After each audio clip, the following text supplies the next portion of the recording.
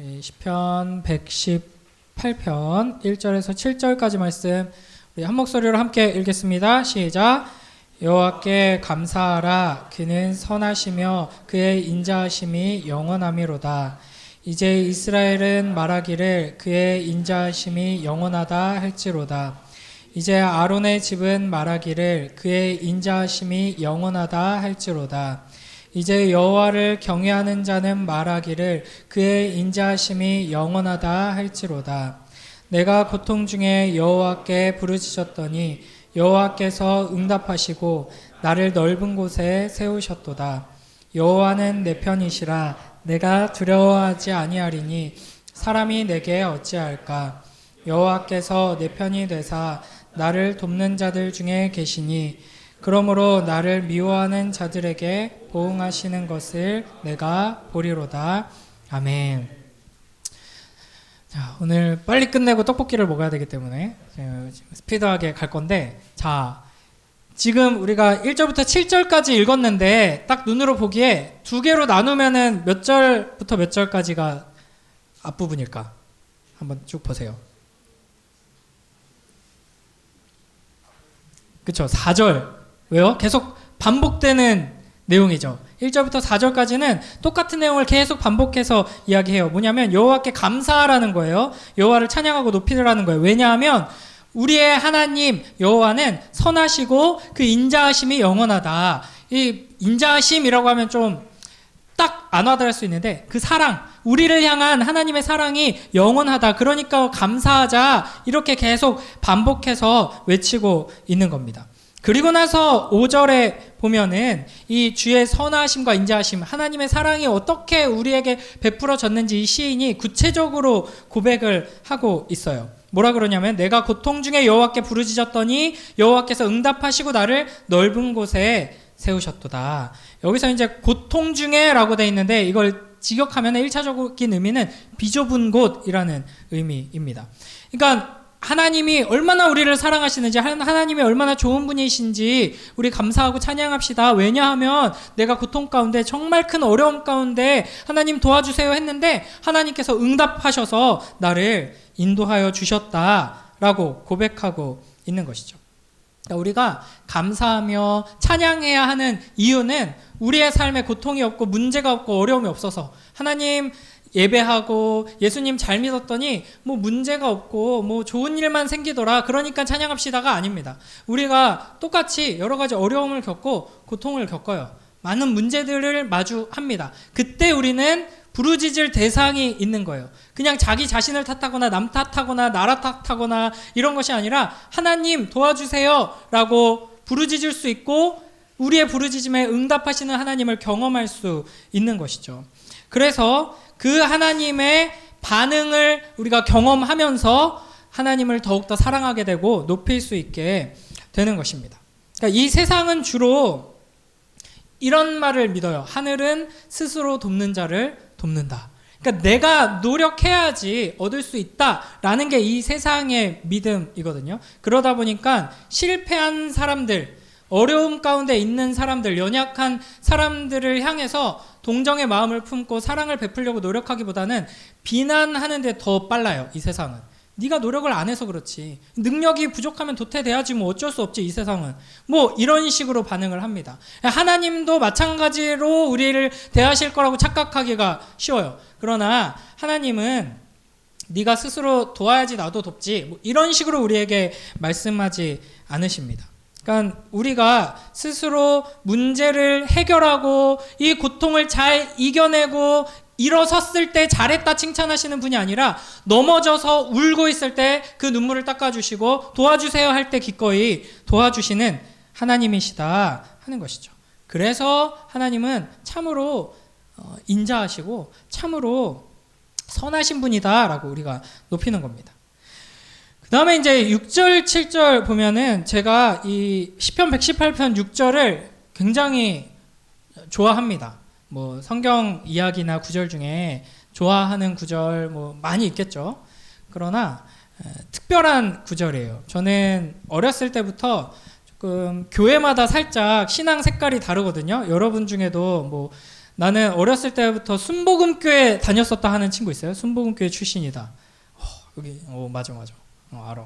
순복음교회 이런 그 순복음교회 형제들은 제 친구 중에도 순복음교회 다니는 친구가 있는데 이제 찬양팀 회식하려고 피자 시켜놓고 피자 먹기 전에도 방언 기도를 합니다. 갑자기 막 불 붙어가지고 막 방언으로 막 기도하다가 피자 먹어요. 그러니까 우리랑 이제 저랑은 색깔이 되게 다른데 저는 어렸을 때부터 이렇게 성경 중심, 말씀 중심, 이제 성경 공부하고 하나님의 주권 강조하고 막 이런 신앙생활이어가지고 체험이 별로 없어요. 기도할 때도 하나님 뭐 이거 해주세요, 나 마음이 이래요, 이렇게 솔직하게 하나님께 쏟아내고 구하고 응답받고 이런 것보다는 이미 정답을 다 알아. 다 하나님의 주권대로 이루어지는 일이지, 하나님이 다 알고 계시지. 그러면서 자꾸 나 스스로만 채찍질하고 막 어렸을 때부터 좀 그랬었거든요. 근데 이제 군대에 딱 갔는데 여기 이제 군대 곧 가야 될 친구들이 딱 보이는데 참 암울합니다. 네, 군대에 딱 갔어요. 근데 저는 모태신앙이기도 하고 교회가 좀 큰 교회였어요. 그래서 어렸을 때부터 어딜 가나 교회 친구들, 교회 집사님들, 교회 선배들 막 다 있었어. 학교에 가도 수두룩했고 학원에 가도 수두룩했고 동네에도 수두룩했고 그러다 보니까 이제 항상 사랑받으며 자랐죠. 어딜 가든. 그런 뭐 사랑스럽기도 하고 딱 봐도. 근데 군대에 딱 갔는데 처음으로, 그러니까 심지어는 어땠냐면 제가 중학교 딱 갔는데, 중학교 가면은 그때 요즘은 어떤지 모르겠어요. 그때는 막 학교마다 일진 무리가 있었거든요. 근데 중학교 1학년 딱 올라갔는데 2학년, 3학년에 너무 무서운 일진 형들이 있는 거야. 근데 우리 학교 일진들도 못 건드리는 그 무서운 존재가 한 명 있대. 누군지 봤더니 우리 찬양팀 선배인 거야. 3학년 선배. 근데 덩치가 어마어마했거든요. 그 마동성처럼 생겼었는데 어떤 소문이 있었냐면 일진들이 자꾸 화장실에서 담배 피니까, 하지 말라고 몇 번 경고했는데도 일진들이 자꾸 담배 피니까 화장실 문을 뜯어서 던져버렸대.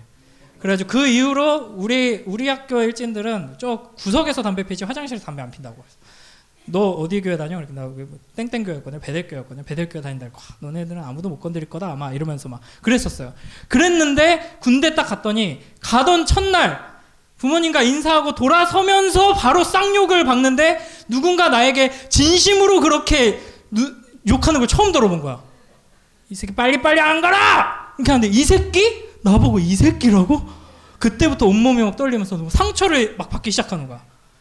너 이 새끼 어딜 쳐다봐! 눈 안 까라! 이러면서 막 정신이 나갔구만! 막 이러면서 이거 뭐지? 이렇게 무서운 사람들이 인간이란 이런 존재였나? 막 이러면서 별게 아니었을 수도 있어요. 이미 많은 사람들은 남자애들은 중학교, 고등학교, 뭐 학원, 동네 형들 통해서 수없이 들어왔던 쌍욕과 무서운 눈빛이었는데 나는 처음 본 거야, 그걸. 너무 무서웠거든요. 그러면서 이제 막 훈련이 시작됐는데, 잘 들어 남자애들. 훈련이 시작됐는데 몸도 힘들고 마음도 힘들고 막 엄마 보고 싶고 막 그때 신앙도 별로 안 좋았는데 막 예배 드리고 싶고 교회 공동체가 그립고 막 이랬어요. 근데도 워낙 또 겁이 많고 하니까 내무반에서 보면은 너희들의 이제 미래의 뒷모습이다. 이렇게 들어가자마자 욕 먹고 훈련 받고 내무실에 딱 대기하는데 움직이면 안 돼. 부스럭 소리도 내선 안 돼. 뭐 그냥 쉬는 시간인데 이렇게 정자세하고 쉬고 있어야 되는 거예요. 근데 뭐 다양한 경험을 가진 남자애들이 모였지만 일단은 막 그렇게 무섭게 하니까 다 무섭단 말이야. 그래서 다들 얼어가지고 딱 이렇게 있는데 저 진짜 겁 많거든요. 그리고 막 어른들, 선생님들, 뭐 선배들의 편하게 생각하지 않는 그런 어린 시절을 보냈는데 너무 무섭고 긴장되는데도 불구하고 너무 하나님 말씀이 고픈 거야. 제가 뭐 매일 뭐 청소년 시절부터 뭐 20살 될 때까지 매일 묵상하고 뭐 기도하고 이런 사람 아니었어요.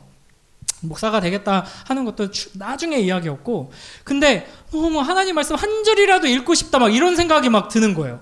그래가지고 진짜 조용한 상태였는데 어디서 부스럭거리는 소리가 들려! 막 이런 막 무서운 분위기였는데 갑자기 내가 덜덜덜 떨면서 일어나가지고 요쪽 이제 반대편에 보면 책장이 하나 있는데 책 아무것도 없고 성경책 5권이 꽂혀 있었어요. 이제 선교단체에서 이런 훈련소 같은 데다가 계속 선물로 계속 보내는 성경이 있거든요. 손바닥만한 파란색 기드온 성경이라고 있어. 거기 보면은 신약하고 뭐 시편, 잠언 뭐 이런 거 몇 가지 들어있는 성경이거든요. 덜덜덜 떨면서 이렇게 일어났어. 이렇게 갔더니 다른 애들이 야, 쟤 뭐야? 왜 저래? 야, 너 미쳤어. 너 때문에 우리까지 다 죽어. 막 이러는데 안 들려. 가가지고 딱 펼쳐가지고 한 절을 읽고 중얼중얼하면서 다시 앉았어요. 쟤 왜 저래? 쟤 뭐야? 미쳤나봐. 막 이랬어요. 그때 내내 읽었던 성경 구절이 바로 이거였어요. 여호와는 내 편이시라 내가 두려워하지 아니하리니 사람이 내게 어찌할까.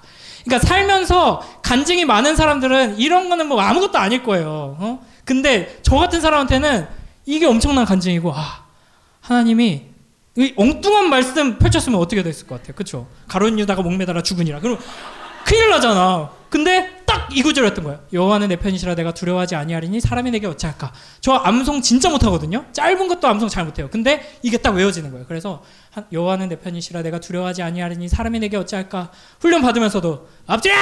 여호와는 내 편이라 사람이 엎드려 한 이놈 사람이야 사람. 이 사람이 내게 어찌할까. 괜찮다 하면서 겨우겨우 버텨냈습니다.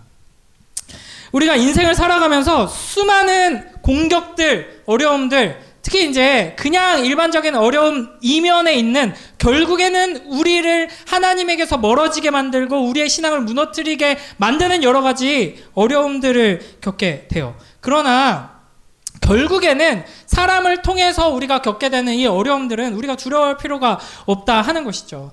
그러니까 어른들이 그런 말 많이 하거든요. 사람이 제일 무섭다. 사람이 제일 무서워. 근데 여호와가 내 편이시고 사람이 우리에게 주는 공격은 유한하고 끝이 있습니다. 언젠가는. 그러나 영원하신 능력의 하나님께서 내 편이 되셔서 나를 위해 싸우시고 나와 함께 하신다. 이 신앙이 있을 때 우리는 이겨낼 수 있는 것이죠.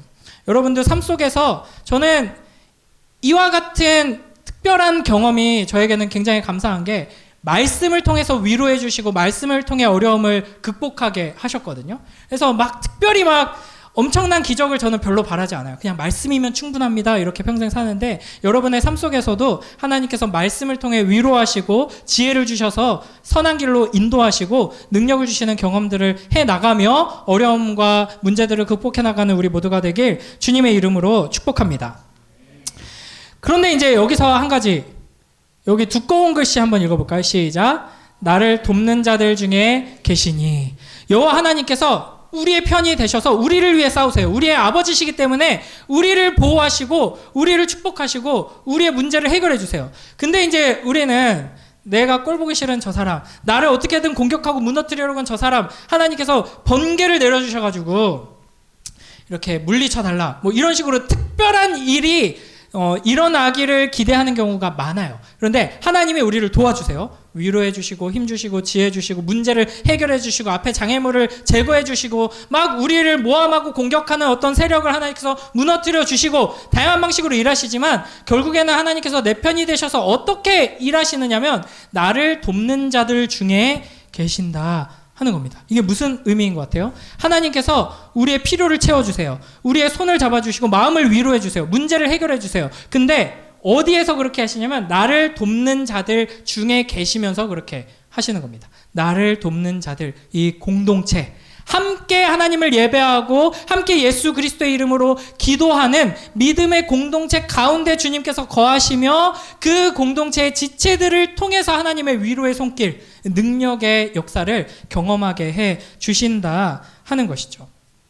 이 믿음의 공동체를 통해서 이 선하시고 인자하신 하나님을 맛보고 경험하는 우리 모두가 되길 주님의 이름으로 축복합니다. 또 우리가 누군가에게 이와 같은 하나님의 위로의 손길, 능력의 손길, 도움의 손길로서 쓰임받게 되길 주님의 이름으로 축복합니다.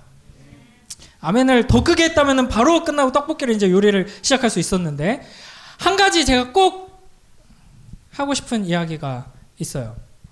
오늘 제목이 뭐예요?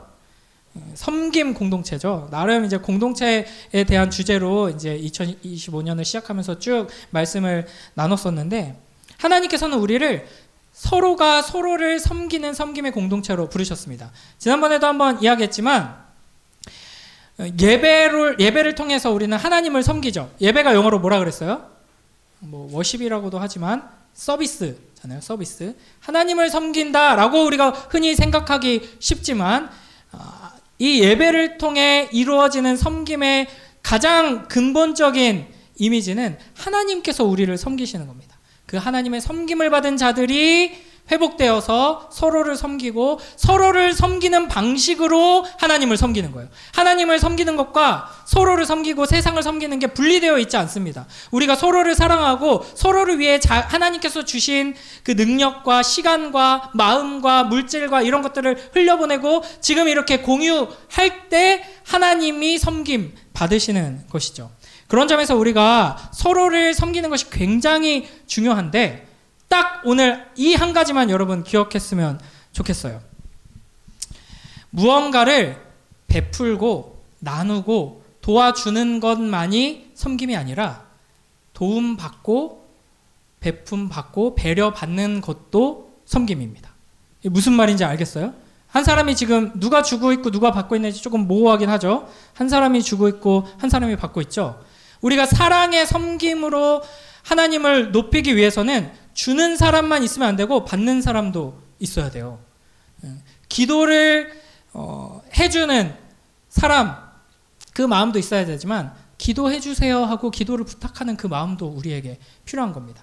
그래서 하나님께서 우리를 회복시켜 주시고 은혜 주시고 복 주셔서 내 곳간이 넘쳐나고 내 통장에 0이 계속 늘어나고 막 내가 하는 일들이 다 잘 되고 그래가지고 넉넉해져서 베풀고 나누고 헌신하고 이 공동체를 세워나가는데 그런 모습들이 너무 귀해요.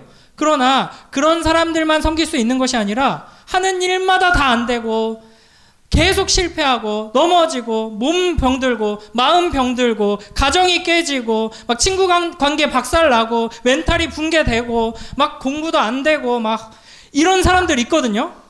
이 세상에 너무 많아요. 우리 공동체 안에도 그런 사람들이 있어야 됩니다. 그리고 그런 사람들이 그냥 소외된 한 사람으로 구석탱이에 있다가 가는 것이 아니라 중심에서 날 위해 기도해 주세요. 날 좀 도와주세요. 나 이게 부족하고 나 이것 때문에 너무 힘들어요. 그냥 혼자 집에서 우는 게 아니라 우리 공동체가 함께 있을 때 그 어려움을 나누고 도움의 손길을 나눌 때 내밀 때 그게 정말 귀한 섬김입니다. 그래서 저는 여러분을 위해 기도할 때 여러분 하나님의 은혜 안에서 학업도 좋은 성취가 있고 여러분이 가는 곳곳마다 사랑받고 또 하나님의 사랑으로 성숙한 사람이 돼서 교회 공동체 안에서도 서로 더 친밀한 사랑의 관계를 맛보고 누리면서 이 청소년 시기를 헤쳐나가길 기도합니다. 그러나 또 어떤 이들은 여러 가지 어려움 가운데 있거든요. 몸이 약한 친구들도 있고 멘탈이 약한 친구들도 있고 가정 환경이 어려운 친구들도 있어요. 그런 친구들이 이곳에서 나 이런 거 너무 부끄럽고 비교당하기 싫어 하고 얘기를 못 꺼내는 공동체가 아니라 나 이런 문제가 있는데 기도해 주세요. 나 이런 어려움이 있는데 좀 도와주세요. 라고 손을 내밀 때 우리가 그 손을 잡아주고 그들을 위해서 함께 기도함으로써 서로가 섬기는 공동체가 되길 소원합니다.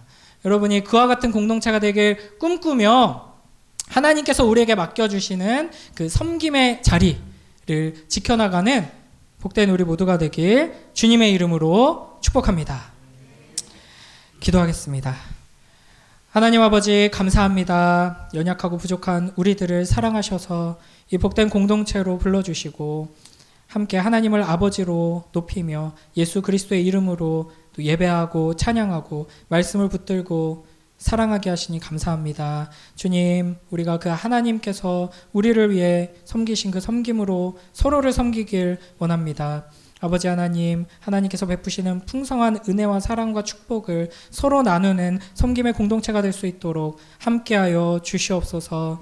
예수님께서 지극히 낮아지신 것처럼 우리가 낮은 곳에서 하나님께서 우리에게 주신 공동체에게 기도를 부탁하고 도움을 요청하며 더욱더 깊은 하나됨을 맛보고 누릴 수 있도록 우리를 이끌어 주시옵소서. 감사드리며 예수님 이름으로 기도드립니다.